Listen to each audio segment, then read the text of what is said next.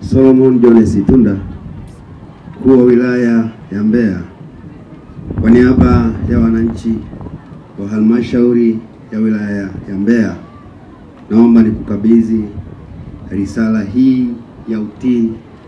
Naomba uifikishe kwa Mheshimiwa Rais wa Jamhuri ya Muungano wa Tanzania, Daktari Samia Suluhu Hassan. Mheshimiwa mkuu wa wilaya hii ya Mbeya, mimi Ismail Aliusi, kiongozi wa mbio za mwenge wa uhuru kitaifa mwaka huu 2025, nakiri kupokea risala hii ya utii ya wananchi wa halmashauri ya wilaya hii ya Mbeya kwa Mheshimiwa Rais wa Jamhuri ya Muungano wa Tanzania.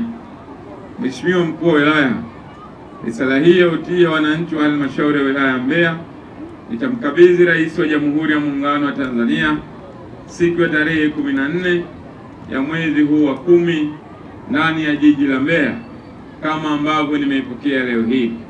Ewe Mwenyezi Mungu, naomba anisaidie.